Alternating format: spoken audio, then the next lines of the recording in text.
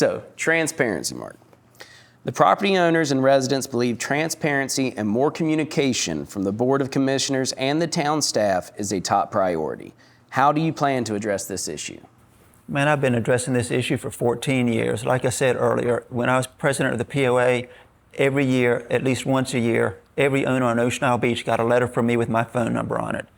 I'm easy to find. I would provide my phone number to you. You don't have to go look and dig and ask around to find me, and my phone is always on. That, I think, is what promotes transparency, is availability, willingness to talk to anybody that has any questions about anything we do. Also, a lot of transparency falls on the folks that are not on the board, on the people that the decision makers serve, the constituency here, for example. A lot of that is to attend the meetings, to read the minutes, to look at the agendas going into the meeting and see what topics interest you. Transparency is a little bit of a two-way street.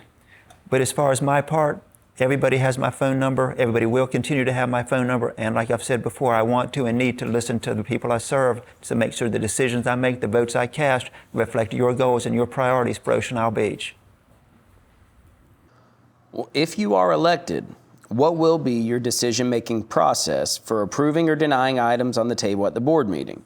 How much will you be influenced by town staff opinions, fellow commissioners, and the mayor's opinion, public feedback, great or small, and your own opinion on what is best for Ocean Isle Beach? Please explain your priorities. I think we just had that on the previous question pretty much. It's so. It's certainly not about my priorities and my thoughts. It is about what I hear from the people who live here, you, the constituents, you, the residents here, what you want. My job is to purely make sure those thoughts and those desires are represented, so the decisions represent your goals and your priorities here. If elected, how will you maintain a collaborative environment on the board? How strongly will you pursue solutions that you believe to be in the best interest of your constituents, but which your fellow board members may strongly disagree? Please cite a specific example where you think this might occur with the existing board members. That question might be asking for trouble right there. The question might be difficult to answer. Yeah, that might be read it again, please. Yes, if elected, how will you maintain a collaborative environment on the board? How strongly will you pursue solutions that you believe to be in the best interest of your constituents, but which your fellow board members may strongly disagree? And please cite a specific example, if you can think of one, where this might occur with existing board members. Well, I have witnesses to this. People who sat on the POA board with me for those years know that we get to, any board gets to places where there's not 100% agreement. It's not a unanimous vote. And there's discussion where different board members throw out their ideas, what they've heard from the constituents they've spoken to, and try to find a solution that fits as many as possible. And I know on the POA board, when I sat there were many split votes. And there was one particular board member that he and I would split very often. And on the rare occasion that we would vote together on the same side of an issue, it was kind of joked about and kind of noted. So I think the bulk of that is treating each other with respect, realizing that it's not personal. We're not debating a personal topic here. We are trying to find the right solution for the people we serve. And we treat each other with respect, and we listen, and we get to the right solution, hopefully, without it breaking down into some kind of personal tiff between board members, which it should never do. So I think you might have touched on this one a little bit, but they might be asking for specifics. How do you plan specifically to involve residents and property owners in your decision-making process in OIB? I think I've kind of touched on that also. That's fine. Let me know what your thoughts are. Look at the topics that are on the agenda.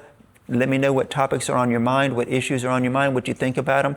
Because again, my decisions, my votes need to reflect your goals and your priorities for Ocean Isle Beach. This one's a little long, just to warn you. Thank you. What steps will each candidate pursue to help decisions be made, so I guess this would be you as the only candidate, be made by a quantifiable number of homeowners rather than the continued use of phrases such as everybody I've talked to, nobody is against it, a lot of people want, and similar echo chamber non-quantifications typically stated during the expression of opinions. I repeatedly see these phrases on posts, comments, meeting minutes, news articles in relation to decisions impacting our community. These phrases are meaningless without context and quantification, and in the worst case scenario can be used to bully others into agreement. As the population in our area grows and the sea level rises, we owe it to ourselves to base decisions on quantifiable data as often as possible. What steps will you as the candidate pursue to help decisions be made by a quantifiable number of homeowners rather than the continued use of phrases such as everybody I've talked to, nobody is against it, a lot of people want it, and similar echo chamber non-quantifications typically stated during the expression of opinions? I think those expressions are kind of human nature. And again, going back to when you see a topic on the agenda that interests you or concerns you, you let me know what your thoughts are, how you want that decision to go, how you want that topic to be discussed and presented and resolved. And at that point, expressions like everyone I've talked to or everyone I've heard from is an accurate statement, if that is indeed a unanimous voice that I've heard from everybody who has spoken to me. As far as quantifiable, I'm going to put that on the people I serve.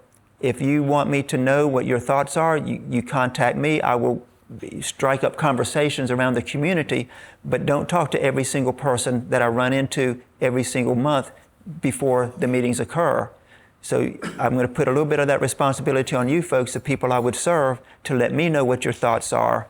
And that way, the number of people that I've heard from increases, or at least hopefully increases significantly to where I do have an accurate representation of what the majority of people here want.